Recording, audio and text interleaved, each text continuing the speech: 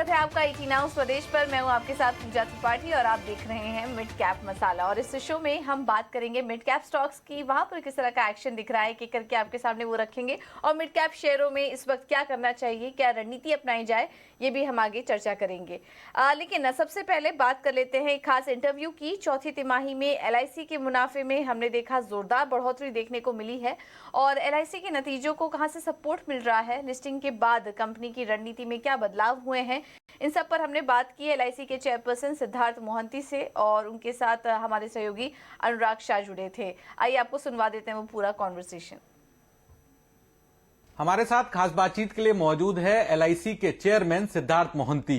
सिद्धार्थ मोहंती जी का चेयरमैन पद ग्रहण करने के बाद ये पहला इंटरव्यू है। सर, हमसे बात करने के लिए बहुत बहुत शुक्रिया। धन्यवाद। जो नतीजे पेश किए हैं LIC ने और जिसमें हेडलाइन बढ़ रही है इंक्रीज इन प्रॉफिट, तो सर इसमें क्या क्या वजह रही? जो एक तो वजह ये भी कही जा रही कि जो नॉन पार फंड था उससे शेयर होल्डर अकाउंट में पैसा ट्रांसफर हुआ, इसके अलावा भी क्या वजह रही कि 9 टाइम्स प्रॉफिट में इंक्रीज दिख रहा है? देखिए, पूरे साल भर अगर आप देखेंगे, हम जब मार्केट में गए लिस्टिंग के बाद हमारे मार्केटिंग स्ट्रैटेजी में हमने परिवर्तन लाया है। हमारे एजेंट लोगों को सही ट्रेनिंग हमने दी, और जो हमारे प्लान्स है जो कि कस्टमर के हित में भी है और जो अच्छा मार्जिन देता है, जो नॉन पार प्रोडक्ट है, उसको भी हमने प्रमोट किया है। तो उसमें से भी हमारा अच्छा खासा जो है मार्जिन बना है। पूरे साल में आप देखेंगे खाली एक्रीशन नहीं है, एक्रीशन के अलावा भी अच्छा मार्जिन नॉन पार सेगमेंट से हमने कमाया है। तो नॉन पार सेगमेंट की आपने बात की, तो कितना फोकस जो है नॉन पार कारोबार पे बढ़ा है और उसके द्वारा मार्जिन में कितना कंट्रीब्यूशन जो है दिया गया है? मैं VNB की बात करूं तो आप अगर देखेंगे पूरा मार्च के अंत में नॉन पार का जो हमारा शेयर रहा है वो 8.89%, जो कि पिछले मार्च में 22 का जो मार्च होगा उसमें 7.12 था। तो इसमें वृद्धि हुआ है 7% से आप लगभग 9%, 8.89 मतलब 9% में non par share of FP जो है वो बढ़ा है। तो उसमें अगर आप जो पूछ रहे हैं कि नॉन पार का कितना योगदान रहा है जो VNB मार्जिन में, हमारा जो इंश्योरेंस LIC का जो हमारा जो एक्चुअल वैल्यूएशन हम कैलकुलेशन करते हैं, नॉन पार का जो है 50% से अधिक योगदान रहा है VNB मार्जिन के लिए। तो वो एक अच्छी बात है। और हम अगर फोकस करेंगे नॉन पार के ऊपर, धीरे धीरे मार्जिन भी बढ़ेगी। और नॉन पार एक अच्छी बात है कि ग्राहक के लिए भी सबसे अच्छा रहता है, क्यों? इसमें गारंटेड एडिशन रहता है, गारंटेड रिटर्न। ग्राहक को आज के तारीख में मालूम है, आज अगर मैंने पॉलिसी लिया, मुझे 15 साल 20 साल के बाद कितना मिलेगा आज से उसको मालूमात रहता है, सो दैट वो एक डिसीजन ले सकता है। सर, आपने VNB मार्जिन के एडिशन की बात की, और तो जो आपका FY25 का जो टारगेट था VNB मार्जिन का, वो तो आप अचीव कर चुके हैं। तो अब इसमें क्या अपवर्ड रिवीजन होगा और कहां तक अपवर्ड रिवीजन होगा? आप क्या टारगेट लेके चल रहे हैं? देखिए, जिस हिसाब से हमने पिछले साल योजना की थी कि हम 25-26 तक ये मार्जिन अचीव करेंगे, ये अच्छी बात है कि हमारा फोकस और ये जल्द फल लाया। हमारे एजेंट लोग और कस्टमर्स में तो हमारे ग्राहक लोगों को भी धन्यवाद दूंगा, जल्द फल लाया। अभी हमने 16.2% VNB मार्जिन कर लिया, जो कि हमारा टारगेट था 25 के बाद। तो निश्चित रूप से आने वाले समय में भी आप देखेंगे हर साल हमारा इसमें बढ़ोतरी होगी।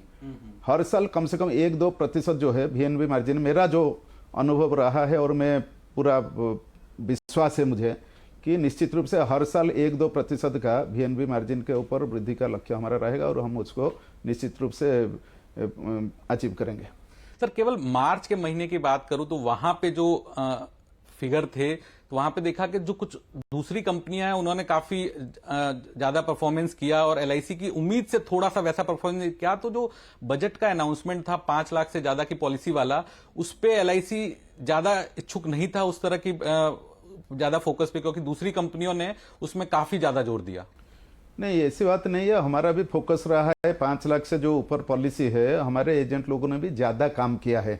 मार्च महीने में नॉन सिंगल प्रीमियम के ऊपर आप देखेंगे हमारा नॉन सिंगल प्रीमियम का शेयर मार्च में ज्यादा रहा सिंगल के तुलना में। सिंगल का थोड़ा सा डिप हुआ है, लेकिन उसका भी प्रतिशत जो है बहुत कम है। बाकियों के तुलना में हमारा लेस देन 1%, 0.4% जैसा होगा जो नंबर में 5 लाख वाला पॉलिसी, और वो प्रीमियम के तौर पर 3% के अंदर होगा, 3-3.5%। तो उसका प्रभाव जो रहा है बहुत ही कम रहा है, बहुत ही कम रहा है, इतना खास नहीं रहा है। लेकिन जो ज़्यादा जो मार्च का आप जब बात कर रहे हैं उसमें क्या है, हमने ग्रोथ दिखाया है। इंडिविजुअल इंश्योरेंस जो प्रीमियम है उसमें हमारा अच्छा ग्रोथ, हमने भी अच्छा मार्च महीने का जो कंपटीशन रहा अच्छा हमने किया है मार्च महीने का।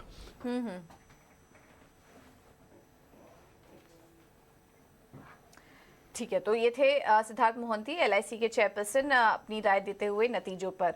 चलिए अब आगे बढ़ते हैं और एक्सपर्ट को भी शामिल करते हैं और हमारे साथ स्वाति होटकर जुड़ चुकी हैं और उनसे सबसे पहले जान लेते हैं 3 घंटे के ट्रेड।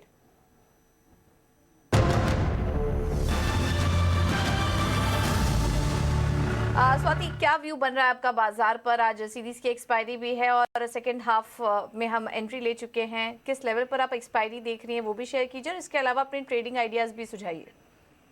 यस, गुड आफ्टरनून पूजा। डेफिनेटली व्यू बिट कॉशियस है क्योंकि निफ्टी हम देख रहे हैं लास्ट कुछ दिनों से 18,400 के लेवल्स ब्रेक नहीं कर पा रही है, बट समहाउ 18,000 लेवल से काफी स्ट्रॉन्ग सपोर्ट हम लोग देख रहे हैं। तो it's a consolidated market breath की बात करूँ तो डेली चेंज होते जा रहे, टग ऑफ वॉर चल रहा है बिटवीन बुल्स एंड बेयर्स में। एज ऑफ नाउ आज के लिए 18,200 के लेवल्स काफी इंपॉर्टेंट है। अगर उसके ऊपर क्लोजिंग रखते तो हम उम्मीद रख सकते हैं कि वापस एक हमें पुल बैक रैली देखने मिल सकती है 18,400 के रेंज तक। इफ नॉट देन 18,000 के लेवल्स टेस्ट हो सकते हैं। बट जिस हिसाब से आज मैं एक्सपायरी का मूड देख रही हूँ, मुझे लगता है 18,250-200 के रेंज में ही हमें नजर आएगी expiry. Coming towards bank Nifty में लास्ट 2 से 3 दिनों से काफी सेलिंग प्रेशर है, तो वो एक थोड़ा सा कॉशियस पॉइंट है क्योंकि बैंक निफ्टी में अगर सेलिंग इंटेंसिफाइड होती है तो हमें निफ्टी में भी देखने मिलेगी। 43,500 की इमीडिएट सपोर्ट लेवल है, उसके नीचे जाती है तो मुझे लगता है 43,300 टू 43,000 के लेवल्स हमें वापस टेस्ट होते हुए नजर आएंगे। ऑन हायर साइड 43,700 के काफी स्ट्रॉन्ग रेजिस्टेंस लेवल्स फेस कर रहा है, वो सरपास होता है तो ही हमें कोई पॉजिटिव मोमेंटम रैली देखने मिल सकती है। अदरवाइज हमें एक सेलिंग प्रेशर में ये मार्केट मुझे दिख रहा है। एटलीस्ट ये वीक तो हमें थोड़ा बहुत कंसोलिडेटेड या प्रॉफिट बुकिंग हमें देखने मिल सकता है मार्केट में। Coming towards the stock specific, since मेरा मार्केट पे व्यू लिटिल बिट कॉशियस है क्योंकि काफी कंसोलिडेट रेंज में चल रहा है। Breakout on either side will decide the clear trend of the market, ये मेरा व्यू है। तो मैं दोनों तरफ की कॉल देना चाहूंगी, एक शॉर्ट कॉल देना चाहूंगी और एक बाय कॉल देना चाहूंगी।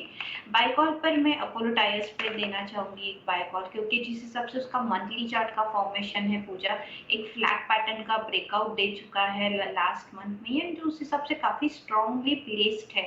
इवन तो मार्केट करेक्ट कर रहा है बट ये काउंटर अपने लेवल्स काफी स्ट्रांगली इंटैक्ट रख रहा है, high top high bottom formations में चल रहा है। करंटली 385 के रेंज में है, आप बाय कर सकते हो। अपसाइड में मैं टारगेट देख रही हूँ 405 410 के लेवल्स, 375 के स्टॉप लॉस है, तो अपने लॉन्ग पोजीशंस क्रिएट कर सकते हो।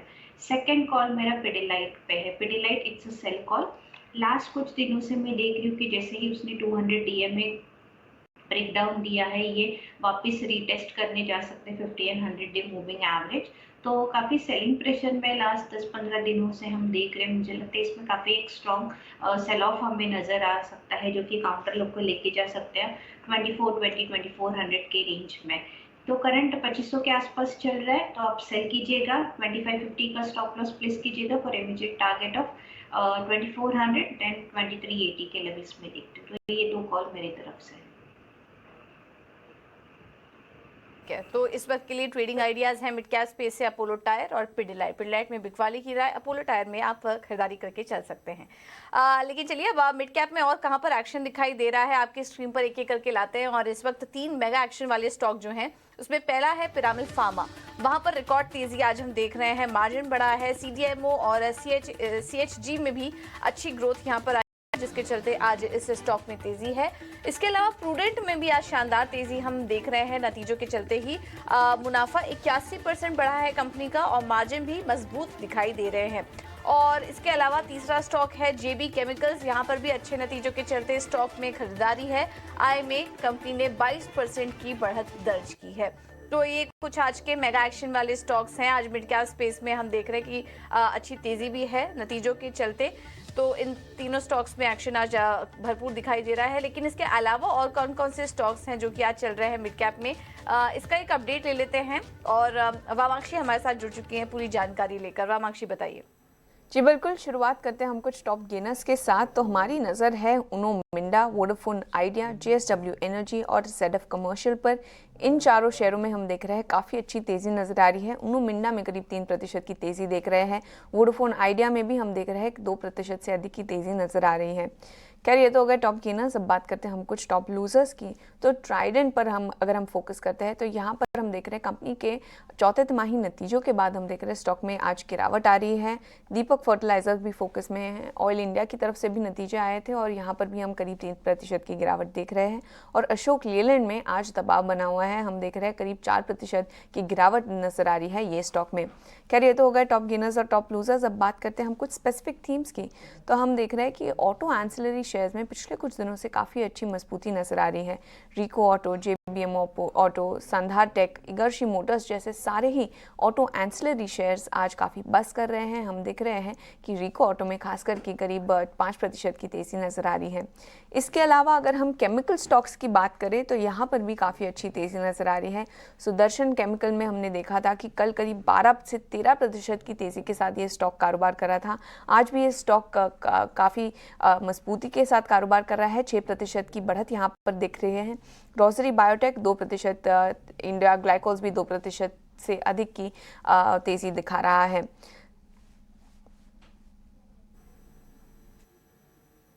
ठीक है। तो ये है कुछ एक्शन वाले स्टॉक्स, सेक्टर स्पेसिफिक एक्शन भी अभी वामाक्षी आपको बता रही थी।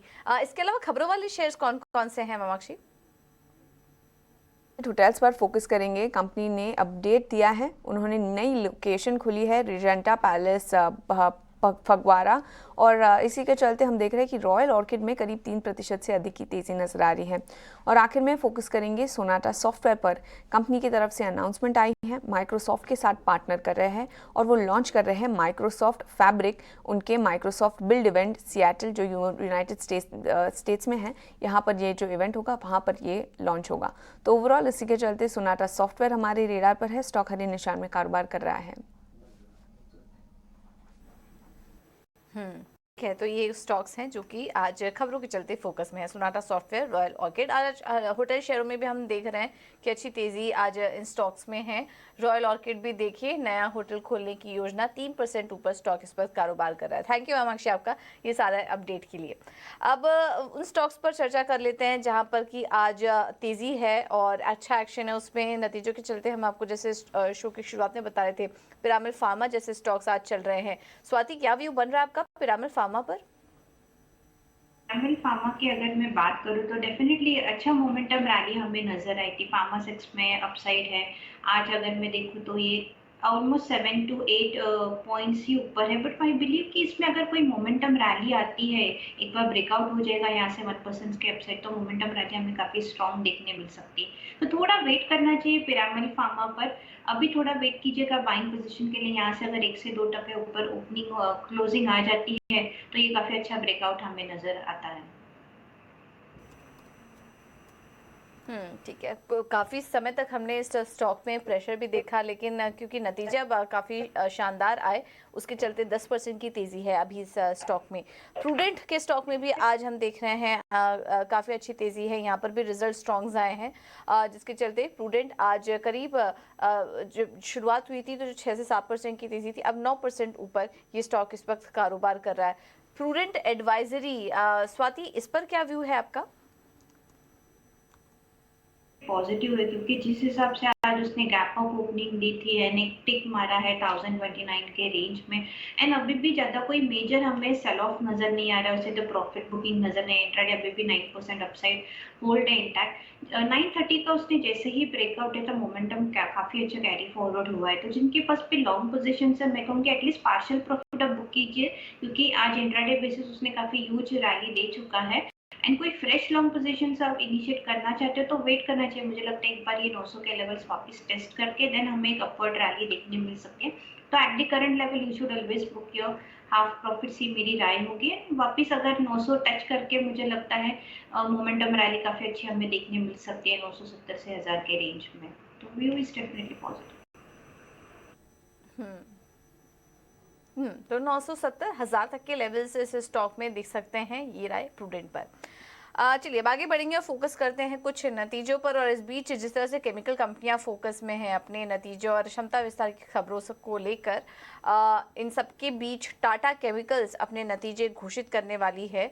और इसमें माफ कीजिएगा, टाटा केमिकल्स लगातार दूसरे महीने सोडा ऐश की कीमतों में यहाँ पर कटौती की, और जिसके चलते हम देख रहे हैं कि स्टॉक में 3.5% की गिरावट है। तो इस दाम घटाने के पीछे का क्या कारण है और इसका कितना असर कंपनी पर पड़ सकता है, ये जानने के लिए चलते हैं आशीषा के पास। आशीषा बताइए, टाटा केमिकल से जुड़ी क्या खबर है आपके पास?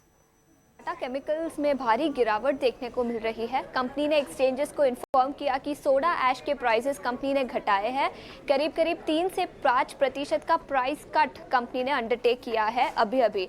याद रखें कि इस क्वार्टर में कंपनी ने ऑलरेडी 2 प्राइस हाइक्स अंडरटेक किए हैं। अप्रैल के महीने में प्राइस घटाए थे 36,000 रुपीज़ पर मेट्रिक टन से घटाकर 35,100 रुपीज़ पर मेट्रिक टन किए थे अप्रैल में, और अब घटाकर वो 33,900 रुपीज़ पर मेट्रिक टन पर कर दिए हैं।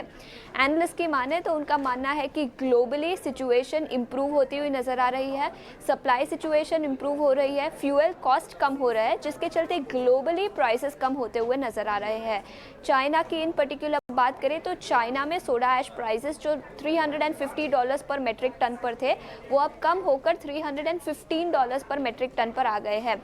एनालिस्ट का मानना है कि ग्लोबल सिचुएशन के चलते ग्लोबल प्राइसेस कम हो रहे हैं, और इसी के चलते डोमेस्टिक प्लेयर्स केवल प्राइस डिक्लाइन पास ऑन कर रहे हैं अपने कस्टमर्स को। मार्जिन्स पर कोई इम्पैक्ट देखने को नहीं मिलेगा, लेकिन कंपनी ने प्राइस हाइक्स अंडरटेक किए हैं, जिसके चलते स्टॉक में गिरावट देखने को मिल रही है। ठीक है, तो स्टॉक में गिरावट है आज। और आज हम देख रहे हैं कि वैसे तो एनालिस्ट कह रहे हैं कि इसका कुछ ज़्यादा असर मार्जिन पर नहीं पड़ेगा, ग्राहकों को फ़ायदा देने के लिए दाम घटाया गया है, लेकिन स्टॉक पर इसका प्रेशर है। और जो रिएक्शन हमें दिख रहा है इस वक्त 3.5% की वीकनेस इस वक्त टाटा केमिकल्स में है। थैंक यू आशीष आपका ये सारी जानकारी देने के लिए। स्वाति, व्यू क्या बन रहा है आपका टाटा केमिकल्स पर? जैसे ये खबर आई उसके बाद हमने गिरावट देखी, अभी मौजूदा स्तर पर क्या रणनीति अपनाए स्टॉक में? टाटा पे भी केमिकल्स पे पूजा व्यू डेफिनेटली कॉशियस है, जिस हिसाब से न्यूज़ भी बाहर आ रही है। मुझे लगता है कि इसमें हमें एक सेल ऑफ नजर आएगा, क्योंकि 20 DMA मूविंग एवरेज भी ब्रेक डाउन किया है आज on intraday basis. Low top slow bottom formations में चल रही है पूरा साल। मैं देख रही हूँ, अगर एक साल का भी डेटा देख रहे हैं हम लोग 2023 जैन से, तो कंटिन्यूस सेल ऑफ में है ये काउंटर। धीरे धीरे ये नीचे लो बनाते जा रहा है, तो आई बिलीव एक बार ये 930-920 के लेवल टच करेगा, then we will see some kind of a pull back rally. But at the current level I will not try to initiate a long positions. जिनके पास एटलीस्ट प्रॉफिट बुक कीजिएगा। अगर कोई लंबे के लिए जाना चाहते हो बाइंग पोजीशन के लिए, तो वेट फॉर 920 to 910 लेवल्स। तो व्यू इज कॉशियस है। ओके, ठीक है, तो ये रह राय टाटा केमिकल्स पर। इस बीच एक बार IRFC के चार्ट्स देख लेते हैं। यहाँ पर एक तेज़ गिरावट आई नतीजों के बाद। आय में तो बढ़त नज़र आ रही है, लेकिन मुनाफा जो हमने देखा वहाँ पर कमी है, और उसके बाद स्टॉक अब आ चुका है 2.5% से भी ज़्यादा नीचे। तो एक तेज़ गिरावट IRFC के स्टॉक में है। और स्वाति, हमने देखा रेलवे स्टॉक्स में हाल फिलहाल अच्छी तेज़ी तो दिखी, IRFC में भी वो मोमेंटम था, लेकिन पिछले काफ़ी समय से एक रेंज में है।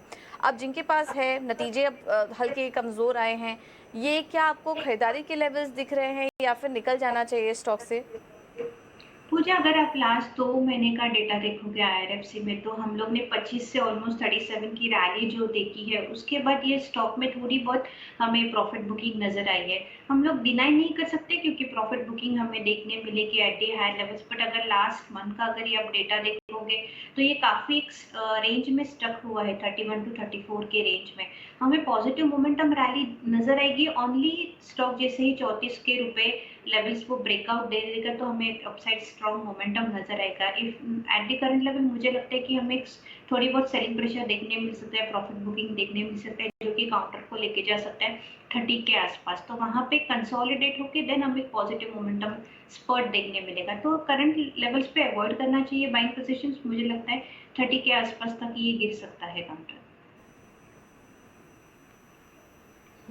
ओके, तो गिरावट और बढ़ सकती है स्टॉक में। हालांकि देखिए अब निश्चित स्वरूप से हल्की रिकवरी करने की कोशिश जरूर कर रहा है, जैसे कि स्वाति भी बता रही थी कि गिरता है स्टॉक लेकिन फिर एक लेवल के आसपास वापस से मेंटेन करने की कोशिश करता है। बट ये रणनीति भी आपको बता दी गई है कि आपके पास ऑलरेडी है स्टॉक, तो इसका ध्यान रखिए। स्टॉक अब निश्चित स्वरूप से हल्की रिकवरी दिखा रहा है।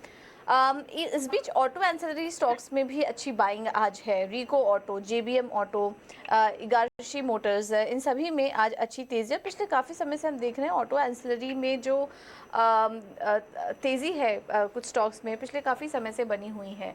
इनमें से कोई स्टॉक है स्वाति जो आपको पसंद आ रहा है? यस डेफिनेटली, जितने आपने मेंशन किए जेबीएम ऑटो, रिको ऑटो, ये दो काउंटर्स काफी स्ट्रांग है पूजा, क्योंकि जिस हिसाब से दोनों के स्ट्रक्चर सेटअप से ऑन द टेक्निकल पैरामीटर्स काफी पॉजिटिव है, क्योंकि ऐसे मार्केट में they are holding their important moving averages जो हम एनालिस्ट देखते हैं 50, 100 एंड 200 डे में, ये काफी स्ट्रांगली होल्ड है। तो जिस हिसाब से प्राइस और वॉल्यूम के साथ मोमेंटम ये काउंटर चल रहा है, मुझे काफी स्ट्रांगली अपसाइड नजर आ रहा है। रिको ऑटो की अगर बात करें तो 85 टू 80 के लेवल्स में देखती हूँ अपसाइड में। करंटली नीचे में 78 का काफी क्रूशियल सपोर्ट लेवल है, तो वो एक स्टॉप लॉस करके आप अपने लॉन्ग पोजीशंस इनिशिएट भी कर सकते हैं या होल्ड कर सकते हैं for immediate target of 85 to 90 levels. JBM auto एक काफी स्ट्रॉन्ग काउंटर है, धीरे धीरे चल रहा है, मोमेंटम है इसमें, but I believe volumes and price momentum काफी स्ट्रॉन्ग है, 50 डीएमए के ऊपर वेल प्लेस्ड है। करंट लेवल पे रिस्क रिवॉर्ड काफी स्ट्रॉन्ग है, तो मुझे लगता है इसमें भी पोजीशंस आप ले सकते हो। 787 के आसपास चल रहा है, तो एटलीस्ट 775 का स्टॉप लॉस प्लेस कीजिएगा। अपसाइड में मेरे रैली देख रही हूँ 810 820 के लेवल पर। ठीक है, तो जेबीएम ऑटो भी अच्छा लग रहा है, रिको ऑटो पर भी आप नज़र रख सकते हैं। ओके, तो टेक्निकल स्ट्रक्चर तो हमने समझा, काफ़ी सारे स्टॉक्स में उनका एनालिसिस भी लिया, लेकिन फंडामेंटल लिहाज से इस वक्त मिड कैप में कौन सा स्टॉक अच्छा लग रहा है, कौन सी कंपनी अच्छी लग रही है, ये एक बार समझ लेते हैं और रुक करते हैं हमारे खास सेगमेंट का मिड कैप के महारथी।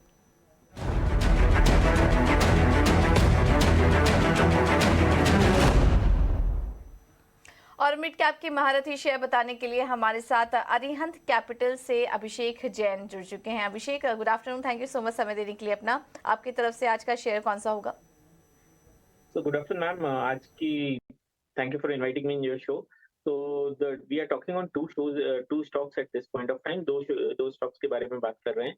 तो पहला स्टॉक जो है RPSG Ventures Limited है, उसका CMP is INR 425। इसका हमारा ग्रुप का ये व्यू है कि ये स्टॉक यहाँ से आपको कम से कम 2200 रुपीज के टारगेट नेक्स्ट 3 इयर्स में दिखा सकता है, and it is very aggressive, but I personally think it's a very conservative on our side right now, because आज अगर आप इस कंपनी को देखेंगे तो they own 53% stake in FSL limited. That stake का value is around 4700 crore. They own 50% stake in Lucknow super giant, and that Lucknow super giant का वैल्यूएशन अराउंड 3,500-4,000 करोड़ नेक्स्ट 3 साल में हो जाएगा। द कंपनी ऑलरेडी जैसा जिस हिसाब से इस बार IPL का रेटिंग आया है उस हिसाब से ये कंपनी मैनेजमेंट ने बोला, गाइड किया था कि 5 साल में EBITDA पॉजिटिव होगा। They are saying I believe कि they will become EBITDA positive in 2 to 3 years only. तीसरा जो है इनके पास कलकत्ता में क्वेस्ट मॉल है, उसका वैल्यू जो 100 करोड़ अप्रोक्सीमेटली का रेंटल यील्ड है, तो उस रेंटल यील्ड को अगर हम देखेंगे तो ये एक स्टॉक। इसके अलावा कंपनी के पास ATK मोहन बागान करके टीम है, उसमें वो स्टेक है। इसके अलावा कंपनी के पास रियल एस्टेट है, total valuation around 13 to 50,000 crore है, market cap is around 12 or 1260 crore. I believe next 2-3 years are going to be great for this company, and it's going to create lot of value for the shareholders के लिए काफी अच्छा value create करेगा। दूसरा जो stock है वो Welspun India limited है। तो अभी अगर आप देखेंगे यूएस में और में अब धीरे धीरे जो इन्वेंट्री हैंगओवर था वो धीरे धीरे स्लो डाउन हो रहा है राइट नाउ, प्लस इसके अलावा रॉ मटेरियल प्राइसेस भी नीचे आ रही है। तीसरा जो बहुत ही इंपॉर्टेंट थिंग है कि India is gaining market share, और specially on the home textile side में जो यूएस में और इंडिया का now the people are preferring Indian products, they will be like obviously India preferred supplier नहीं भी हुआ तो चाइना +1 तो obviously it's going to working out right now. ये स्टॉक 96 रुपीज का प्राइस है, हमें लगता है 124 रुपीज का प्राइस नेक्स्ट 1 ईयर में दिख सकता है। ओके, वेल्सपन इंडिया है के लक्ष्य के लिए अवधि होगी 1 साल। और आरपीएसजी वेंचर्स, अभिषेक आरपीएसजी वेंचर्स में ज़्यादा लिक्विडिटी हम देख रहे हैं नहीं दिखाई दे रही इतनी, बट आप क्या सजेस्ट करेंगे, इसको कितना टाइम देना चाहिए? ओके 3 साल का समय आपने दिया है, ठीक है, मैंने तो 3 साल का समय दिया। जी 3 साल के कम से कम 2200 रुपए मेरा कम बिल्कुल, से तो कम का इसको टारगेट अगर है। आप 3 साल का समय दे सकते हैं। और अभी जैसे बात चल रही थी कि लखनऊ का, अभी अभी हम सुन रहे थे कि राजस्थान रॉयल्स में बीच में ऐसा न्यूज आया था 2 दिन पहले मीडिया में कि स्टेक सेल हो रहा है और वो 10 से 11 हजार करोड़ के वैल्यूएशन पे हो रहा है। तो अगर इस टाइप का वैल्यूएशन आता है तो ऑटोमेटिकली इसमें रीरेटिंग आ जाएगा मैम। ठीक है अभिषेक, आपका पॉइंट, हाँ पॉइंट टेकन। थोड़ा समय दीजिए, 3 साल का समय आपको देना पड़ेगा, तभी आपको 2200 के लेवल से यहाँ पर देखने को मिल सकते हैं। फंडामेंटल्स अभी से आइडेंटिफाई करके अभिषेक आपको बताए थे कि आगे 3 साल के लिए क्या प्ले आउट कर सकता है इस कंपनी के लिए। नज़र रखिए और इस कंपनी पर, और इसके फंडामेंटल्स पर हमारी भी नज़र बनी रहेगी। चलिए Abhishek ji, thank you so much अपना समय देने के लिए और ये स्ट्रैटेजी सुझाने के लिए, और स्वाति आपका भी बहुत बहुत धन्यवाद आज हमारे साथ जुड़ने के लिए। चलिए फिलहाल इस बुलेटिन में इतना ही। एक छोटे से